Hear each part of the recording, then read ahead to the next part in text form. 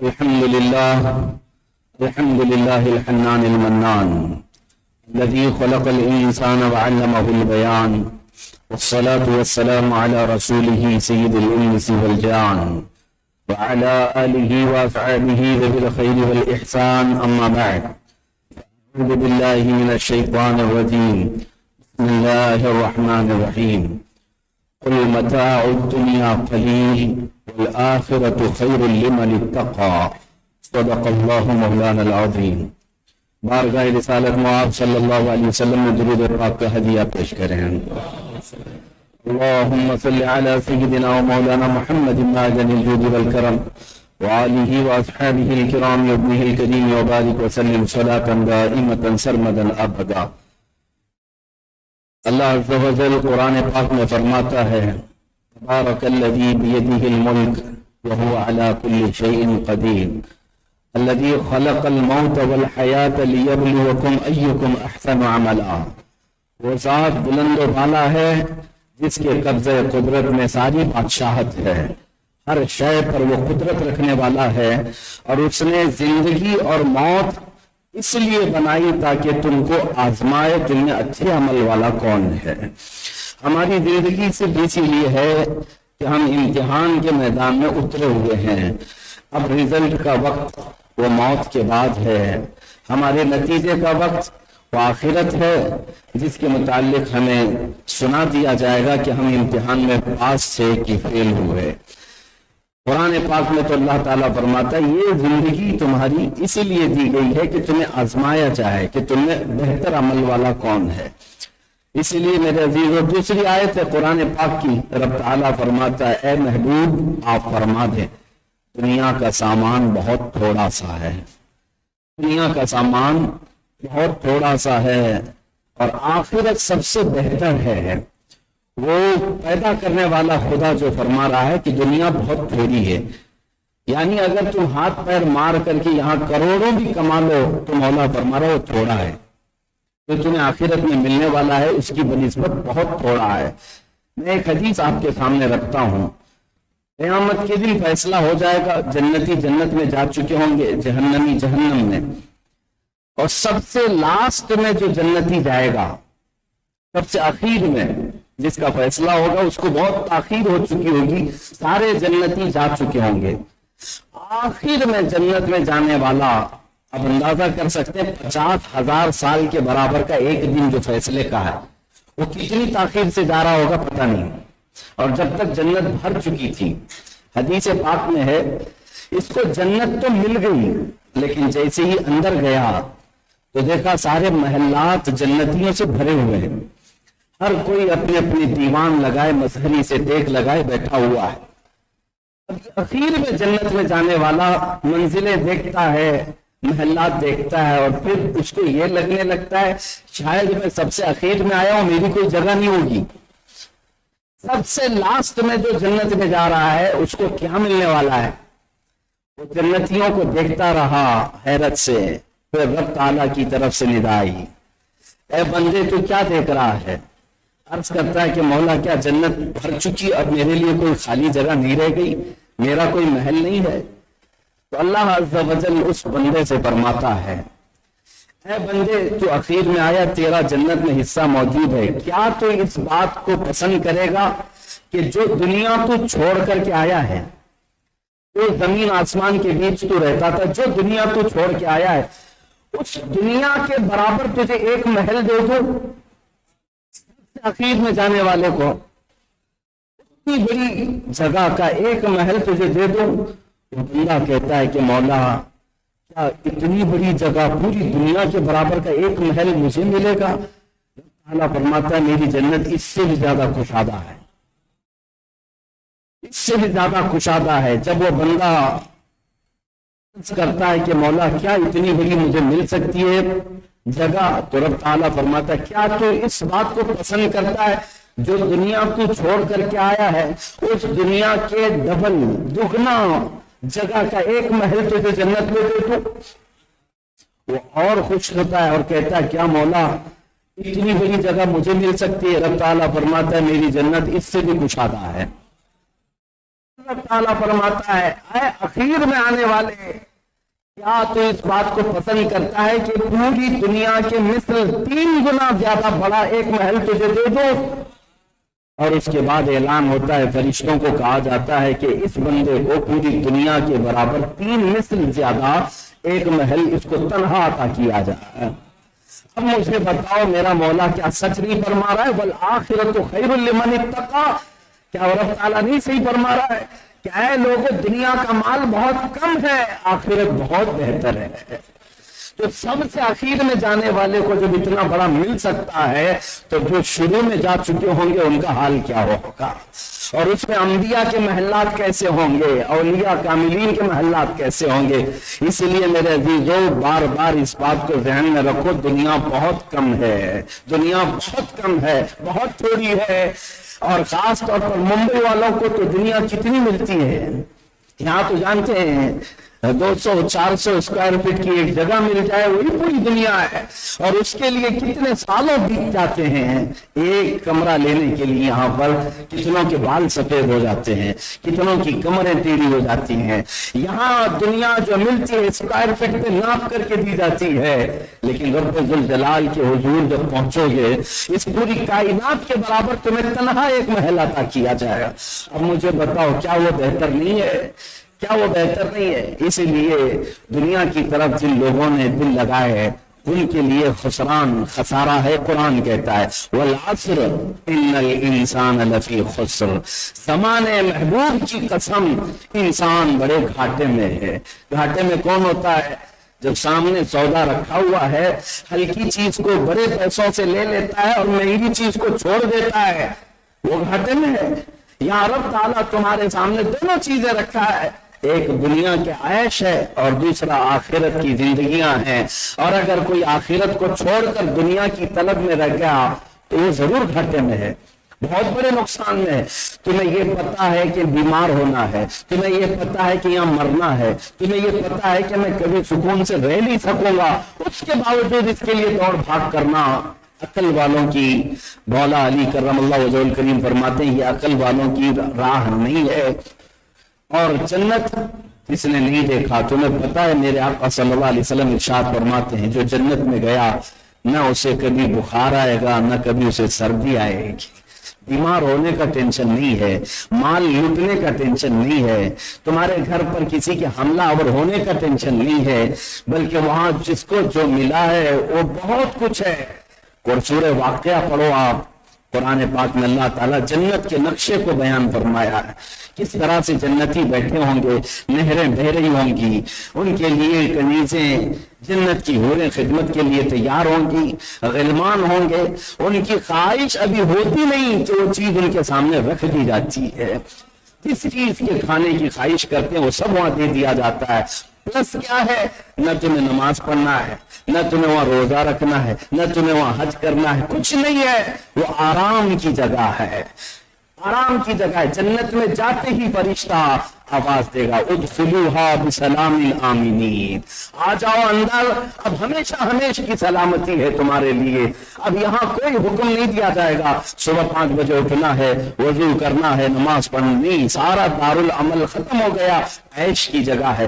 مجھے بتاؤ اس عیش کی جگہ کو اگر کوئی ہلکے عیش کے لیے قربان کرتا ہے تو کیا دنیا کا بیوقوف آدمی نہیں ہے؟ کیا وہ دنیا کا خسارہ اٹھانے والا نہیں ہے؟ اور اللہ کریم جنت جس کو دیتا ہے اس کی 2-3 قسمیں بیان کی گئی ہیں۔ میں اس سے پہلے یہ دنیا کی مثل بتاؤں، اعلیٰ حضرت امام اہل سنت فاضل بریلوی رضی اللہ تعالیٰ عنہ کیا خوب فرماتے ہیں، شہد دکھائے زہر پلائے، شہد دکھائے زہر پلائے، قاتل ڈائن شوہر کش، اس مردار پہ کیا للچائے، دنیا دیکھی پالی ہے، سونے والوں جاگتے رہیو، چوروں کی رکھوالی ہے۔ اعلیٰ حضرت فاضل بریلوی رضی اللہ تعالیٰ عنہ کس کے لیے فرما رہے ہیں؟ یہ دنیا کے لیے، یہ شہد دکھاتی ہے، زہر پلاتی ہے۔ جو چیزیں خوبصورت کر کے تمہارے پاس لائی جاتی ہیں حقیقت میں خوبصورت ہوتی نہیں، زہر ہوتا ہے۔ آج نوجوانوں کا ایک بہت بڑا طبقہ اسی دنیا کے پیچھے بھاگ رہا ہے۔ یہ سارے جو ٹک ٹاک کے مجرے ہیں یہ کس چیز کو دیکھ کر کے بھاگے ہوئے ہیں؟ ان کو ایسا لگتا ہے کہ یہاں کامیابی ہے، یہاں کامیابی ہے. یہ دنیا جس طرح کی شکلیں بنا بنا کر تمہارے سامنے لاتی ہے، اندر زہر ہے، زہر بھرا ہوا. اور 3 باتیں اعلیٰ حضرت نے اس کے لیے فرمائی: قاتل، ڈائن، شوہر کش. قاتل کس کو کہتے ہیں؟ یہ تو صاف سمجھ میں آتا ہے، مرڈر کرنے والا. دنیا کی خصوصیت اعلیٰ حضرت فرمائی یہ قاتل ہے، جو اس سے محبت کرتا ہے اس کو ہی مارتی ہے، قتل کرتی ہے. ڈائن ایک لفظ ہے، عورت کے لیے بولا جاتا ہے، اس عورت کے لیے جو روز شوہر بدلتی ہو اس کو ڈائن کہتے ہیں. روز شوہر بدلتی ہے، وہ گندی قسم کی عورت. اور اعلیٰ حضرت فرماتے ہیں دنیا کی مثال یہ ہے، یہ روز اس کے عاشق بدلتے رہتے ہیں. آج تم عشق کر رہے ہو، کل تم قبر میں جاؤ گے، اس کا عاشق دوسرا ہوگا. یہ پیسوں کی تھیلیاں، یہ سونا، یہ ختم نہیں ہو رہا ہے، یہ روٹیٹ ہو رہا ہے. آج تمہارے ہاتھوں میں ہے، نکل کر دوسرے کے ہاتھ میں ہوگا. کل باپ کے ہاتھ میں تھا، آج بیٹے کے ہاتھ میں ہے. ختم تو نہیں ہو رہا ہے. سونا برسوں سے چلا آ رہا ہے. آج ہمارے پاس جو سونا اور چاندی ہے، ان کی تاریخیں ہزار سال پرانی بھی ہیں. وہ ہے، موجود ہے، لیکن ہاتھ بدلتے چلے جا رہے ہیں. الگ لوگوں کے پاس یہ سونا چلتا رہتا ہے، کسی کے پاس مستقل نہیں رہتا. اسی کو اعلیٰ حضرت فرماتے ہیں ڈائن ہے، وہ شوہر بدلتی ہے. اور شوہر کش، اپنے ہی شوہر کو مارنے والی عورت، اس کو شوہر کش کہتے ہیں. 3 باتیں اس کے لیے اعلیٰ حضرت نے فرمایا. اور یوں ہی نہیں میرے عزیزو، اللہ کریم فرماتا ہے، رسول کریم صلی اللہ علیہ وسلم کی حدیث ہے، اگر اللہ کو مچھر کے بال کے برابر بھی یہ پسند ہوتی تو اللہ تعالیٰ کبھی یہ دنیا کافروں کو ہرگز نہیں دیتا، کافروں کو نہیں دیتا. اب میری ان باتوں کا خلاصہ یہ نہیں ہے کہ کمانا ہی نہیں چاہیے، دکان پہ جانا ہی نہیں چاہیے، بزنس کرنا ہی نہیں چاہیے. یہ دنیا نہیں ہے، میں اس کی مذمت نہیں کر رہا ہوں. آپ خوب کماؤ، خوب دکانیں بناؤ، خوب جائیداد بناؤ، لیکن اس کا حق اگر ادا کر دیا تو یہ دنیا نہیں، یہ بھی دین ہے. اگر مال کماتے کماتے تم نے کبھی مولا کے سجدے کو ناشکری کے ساتھ چھوڑا نہیں تو تم نے مال کا حق ادا کیا ہے. لیکن اگر کوئی مال تمہاری عبادت میں خلل کا سبب بن گیا، یہ دنیا ہے، وہ دنیا ہے. رب تعالیٰ کے حضور آنے سے جو چیز تمہیں روکتی ہے وہ دنیا ہے. اس دنیا کی میں مذمت نہیں کر رہا جو عثمان غنی کے پاس تھی، اس دنیا کی برائی میں نہیں کر رہا جو حضرت عبد الرحمن بن عوف کے پاس تھی، صدیق اکبر کے پاس تھی، کروڑوں کی جائیداد ان کے پاس تھی، لیکن مجال ہے کہ ان کا ایک سجدہ قضا ہوا. آپ کو میں بتاؤں، سیدنا عثمان غنی رضی اللہ تعالیٰ عنہ نے جنگ تبوک میں مال کتنا تھا اس کا حساب مجھے نہیں معلوم، لیکن جو انہوں نے جنگ تبوک میں ہدیہ دیا تھا رسول کریم صلی اللہ علیہ وسلم کے اعلان پر، حضور نے اعلان کیا تھا نا کہ کوئی ہے جو اللہ کی راہ میں دے. حضرت عثمان غنی نے جو اس جنگ میں ہدیہ دیا تھا، آج کی قیمت کے اعتبار سے 120 کروڑ کی مالیت ہوتی ہے اس کی. ہے کوئی یہ دان کرنے والے، کوئی اس طرح کا صدقہ کرنے والے؟ میں ان کے پورے مال کی قیمت نہیں بتا رہا، جو انہوں نے راہ خدا میں ایک بار دیا تھا اس کی ویلیو یہ تھی. میں یہ کہہ رہا ہوں کہ اس مال کی میں مذمت نہیں کر رہا جو مال اللہ کی راہ میں جانے سے نہیں روکتا ہے، اس مال کی مذمت نہیں ہے. مال اس مال کی مذمت ہے جو تمہیں غافل کر دیتا ہے، اس دنیا کی مذمت ہے جو تمہیں رب تعالیٰ کی رضا سے دور کر دیتی ہے. عزیزان گرام وقار، بہت مختصر سی ہمارے پاس زندگی باقی ہے، بہت جلدی ہمارے گھروں پر دستک ہونے والی ہے. ملک الموت کے متعلق فرمایا گیا ہر دن وہ ہر بندے کو ایک بار ضرور دیکھ کر کے جاتے ہیں. آج بھی ہمارے گھر آئے ہوں گے، وہ ضرور دیکھ کر کے جاتے ہیں ہر ایک کو، اور جس کی موت آنے والی ہے اس کو دن میں 3 بار دیکھتے ہیں، تیسری مرتبہ آ کر کے روح قبض کر جاتے ہیں. اور قرآن نے جا بجا اللہ تعالیٰ نے فرمایا، ہم تلاوت کرتے ہیں تو یقین کیوں نہیں کرتے؟ جو مست ہو جاتے ہیں نا دنیا میں، ان کو تلاوت کے بعد ترجمہ یاد کرنا چاہیے. جگہ جگہ رب تعالیٰ فرماتا ہے الیہ راجعون الیہ ترجعون، اس کی طرف تم لوٹائے جاؤ گے، اس کی طرف تم آنے والے ہو واپس. یہ جملہ بہت ہدایت کا ہے، بہت ہدایت کا ہے. سب کو لوٹنا ہے. جب کوئی مرتا بھی ہے تب بھی ہم کہتے ہیں انا للہ و انا الیہ یہ ہمیں بار بار سکھایا گیا ہے، ہم اللہ کے لیے اللہ کی طرف جانے والے ہیں۔ جس کے ذہن و دماغ میں یہ ہو کہ مجھے لوٹنا ہے شہنشاہ اعظم کے دربار میں، تو اتنا پیر نہیں پسارتا، اتنا رائتا نہیں پھیلاتا، وہ ہمیشہ سترک رہتا ہے، الرٹ رہتا ہے کہ مجھے جانا ہے، کسی بھی وقت میں جانا ہے۔ مولانا روم رحمت اللہ تعالیٰ علیہ فرماتے ہیں ایک بادشاہ نے اعلان کیا تھا کہ آج میرا موڈ ہے، میں انعام سے نوازوں گا، اور وہ طریقہ یہ ہے کہ کوئی بندہ اپنے ہاتھ میں لکڑی لے لے، زمین پہ گھیرا لگائے دائرہ، اور جتنا لمبا دائرہ لگائے گا اتنی زمین اس کو انعام میں دوں گا، لیکن شرط یہ ہے کہ سورج ڈوبنے سے پہلے پہلے وہ دائرہ مکمل ہونا چاہیے۔ ایک وزیر نکلا اپنے ہاتھ میں لکڑی لے کر کے، کھینچتا ہوا بھاگتا ہوا کہ جتنی جگہ گھیر سکتا ہوں گھیر لوں۔ وہ لکیر بناتا بناتا بھاگا، اتنے کلومیٹر بھاگ گیا، دوپہر ہو گئی، واپس آنے کا من نہیں کر رہا تھا، آج جتنی زمین گھیرنا ہے گھیر لوں۔ دوپہر کے بعد جب پلٹنے لگا کہ واپس اپنے پوائنٹ پہ تو پہنچنا ہے، نہیں تو کچھ نہیں ملے گا، اب تھک گیا، اتنا تھکا کہ سانس پھولنے لگی، عصر کا وقت ہو گیا۔ قریب تھا وہ جگہ جہاں سے اس نے شروع کیا تھا، پہنچنا تھا، قریب تھا، لیکن بے حال ہو گیا، بے بس ہو گیا، پھر بھی طاقت جمع کر کے بھاگتا رہا، سورج ڈوبنے کو قریب تھا، آخری، اور یہ اپنے اس پوائنٹ پر جا کر پہنچ گیا سورج ڈوبنے سے پہلے، لیکن اپنی لکڑی کے ساتھ زمین پر گر گیا۔ بادشاہ اور اس کے وزیر سب انتظار میں تھے، بہت لمبی جگہ گھیر کر کے آیا تھا، کتنے کلومیٹر کی، آج سب سے ملنے والی تھی، لیکن جیسے اس پوائنٹ پر آ کر گرا، سانس اتنی پھول چکی تھی کہ وہیں اس کا انتقال ہوا، مر گیا، لے نہیں سکا۔ اور تاریخ میں فرمایا گیا بادشاہ نے اٹھایا اور اس کے بعد کہا اس بندے کو یہی دفن کرو، جہاں گرا ہے وہیں دفن کرو، وہیں قبر کھودی گئی، وہیں دفن کیا گیا۔ زیرک بادشاہ، عقل مند بادشاہ، اس نے اس پر قبر پر ایک کتبہ لکھ کر کے لکھوایا، لکھوا کر کے کہ اس کی قبر پر لکھو، اس کو ضرورت اتنی ہی تھی جتنے میں سویا ہے اور دوڑتا رہا خامخواہ، اور ضرورت اتنی ہی کی تھی۔ یہی حال ہے آسمان چھونے والی عمارتیں جنہوں نے آج بنائی عرب میں، وہ بھی ایسی جگہ سوئے ہوئے ہیں جہاں کروٹ بھی نہیں لے سکتے۔ حالات آپ سب کے سامنے، اسی لیے میرے آقا صلی اللہ تعالیٰ علیہ وسلم کی طرف توجہ کرو، جتنا بھی کریں لیکن اللہ اس کے رسول کو چھوڑ کر کے نہیں۔ نبی پاک صلی اللہ تعالیٰ علیہ وسلم نے جو فرامین عطا کیے اس کے ساتھ جیو۔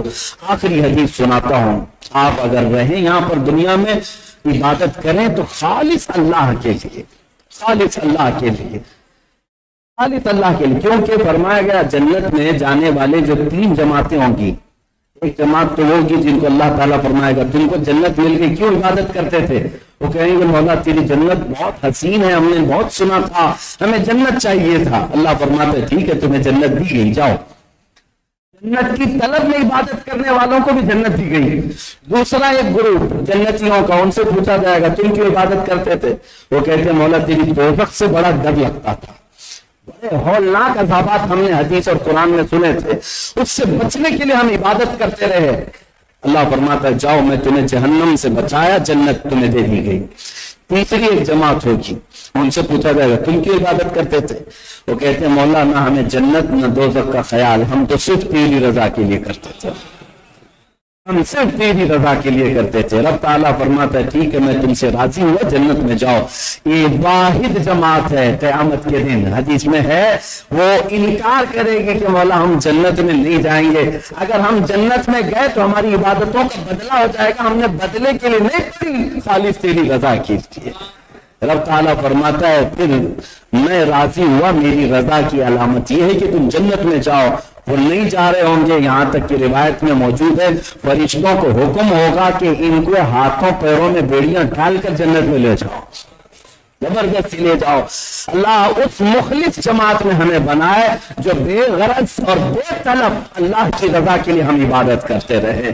مولا کریم بچی ہوئی زندگیاں ہمیں اپنی رضا کے لیے گزارنے کی توفیق عطا فرمائے۔ رب ذوالجلال تیرے دربار میں دعا یہ ہے، کام وہ لے لیجئے تم کو جو راضی کرے، ٹھیک ہو نام رضا تم پہ کروڑوں درود۔ اے رب قدیر ہمارے اس جمعہ کو قبول فرما لے، ہماری جمعہ پاک میں جتنے حاضرین آئے سب کے دلوں کو تیری عبادت کے لیے مخلص بنا دے۔ اے اللہ ہماری پیشانیوں میں تیرے سجدوں کی طرف دیتے ہیں، ہماری آنکھوں کو تیرے حبیب کا نور عطا فرما، ہمارے دلوں میں سرور عطا فرما۔ اے کریم خدا رحم الراحمین، جب ہمارا آخری وقت آئے ہماری زبانوں پر تیرے نغمے جاری فرما۔ اے رب ذوالجلال احسن الخالقین، ہم گناہوں سے عاجز آ چکے، ہم سب کو اس دلدل سے تو آزاد فرما دے۔ اے اللہ ہمیں وسوسوں سے بچا لے، شیطان کی شرارتوں سے بچا لے، نفس امارہ کے بہکاوے سے بچا لے۔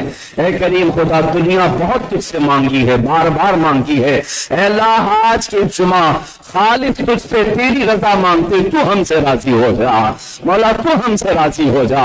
اے رب ذوالجلال، اس وقت تک ہمارا جنازہ نہ اٹھنے پائے جب تک تو ہمارے جسم اور روح سے راضی نہ ہو جائے۔ اے رب ذوالجلال، میں مروں جب میری موت آئے تو تیرے حبیب پاک کا دیدار نصیب فرما، ان کے پڑوس میں دفن نصیب فرما۔ اے کریم خدا، ہم سب کو زمینی آسمانی بلاؤں سے محفوظ فرما۔ ہم نے جو بیمار ہیں انہیں شفا دے دے، جو بے اولاد ہیں انہیں صاحب اولاد بنا دے، جو بے روزگار ہیں انہیں حلال روزیاں دے دے، جو ناحق مقدمے اور جیلوں میں ہیں ان کو رہا فرما دے، جو بے جوڑ ہیں انہیں صالح رشتے دے دے۔ اے اللہ، اے کریم خدا، حلال کھلا اور حرام سے محفوظ کر، ہمارے گناہوں کی بیماری سے ہمیں شفا دے دے۔ اخیر میں مولا بس اتنی التجا ہے، اے رب ذوالجلال، ان آنکھوں کے بند ہونے سے پہلے ایک بار تیرے حبیب پاک کے چہرے کی زیارت نصیب فرما۔ وصلی اللہ تعالی علی خیر خلقی محمد وآلہ وصحبہ اجمعین۔